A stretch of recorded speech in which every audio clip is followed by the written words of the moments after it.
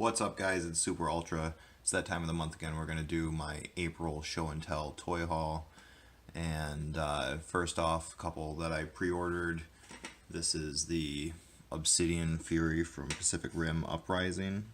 And he's from the robot Damashii line from Bandai. He's really similar in articulation to the Gypsy Avenger. Par for the course of this line, not super detailed paint apps or almost no paint apps. I think they might have water slide decals as opposed to paint. But nice figure, inexpensive, and he was really cool in the movie. I also picked up the Guardian Bravo from the same line, and I think this figure is pretty okay, but I really don't like how you can see, well, that's kind of a bummer too, but you can see his shoulder articulation like really plainly, and I think that kind of sucks. He has a cool color scheme, and if you set up your shot right, you probably won't notice that. But least favorite out of the line. Still good, but could be better. Another figure that I pre-ordered and knew was coming is Night Rogue from Kamen Rider Build. Really loving that show. Kamen Rider Build is awesome. This character gets to become Kamen Rider Rogue, and that design is also amazing. I have that pre-ordered and I can't wait. This guy, you know, he's kind of like the Batman. When he first appeared, I was like, oh yeah, I need this guy, because Batman was one of my favorites when I was growing up, and I kind of have a thing for the dark, evil turned good type characters, and I have a feeling that that's what's going on here with Rogue. Really cool figure. I feel like they missed a little bit the look of the guy in the show. His pants look more baggy, like he's got cloth pants on, and this figure makes him look a lot more slim, but it's still a cool look, and I'm really psyched to have him on my shelf, and can't wait for more Kamen Rider Build figures. I definitely got the hookup on my Mighty Morphin collection. It wasn't something that I anticipated getting, but I had an opportunity to pick these two up and complete the team. So now I have all the original members of the Mighty Morphin team in the SHFiguarts line. Always wanted to do that, but the prices kind of got out of hand, and I was putting it off. And I just saw an opportunity to pick these up, and the price was right, and I needed some toys. I was hardly having anything showing up this month, so that made me feel a little better.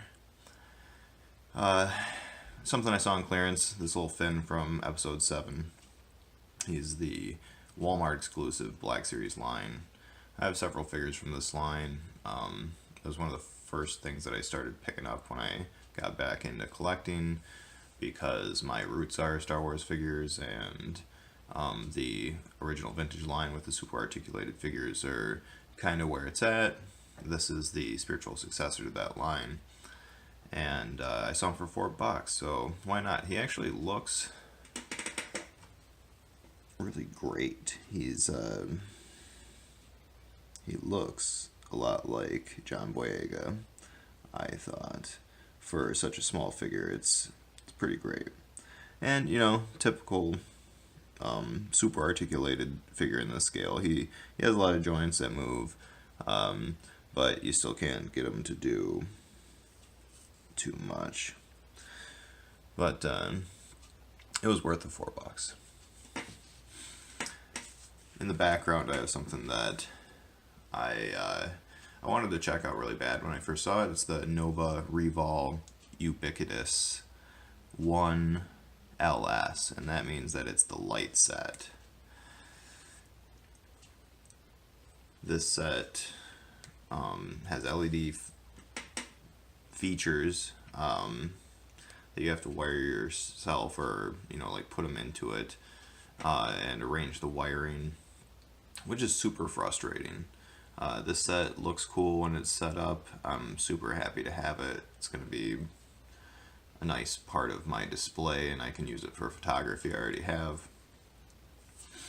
But it was a pain in the ass to build, and the just fitment issues basically really plagued this thing. So if you're gonna pick one up, I think you'll be happy if you can spare a little patience and not throw it across the room or tear it into pieces, because that's what I felt like doing a few times. I have this configuration put together for my shelf, and I already don't like it, and I want to change it around, but I'm kind of dreading doing that because it was such a pain in the butt. You can see I got a bunch of wires exposed out the back, and that's just because you can't easily fit the wires behind the panels that have the LEDs built in. There's no room for them, and I feel like that was a design flaw. I think they should have somehow used thinner gauge wires or created a little more space behind those panels for the wire. It would have made building these sets a lot easier. We'll see what they do in the future, but I'm really glad to see a product like this hit the market. I think this is gonna become more available. Things like this, they're already showing off a Star Wars themed kit, which is coming next, and I might check that out too. So thanks for tuning in.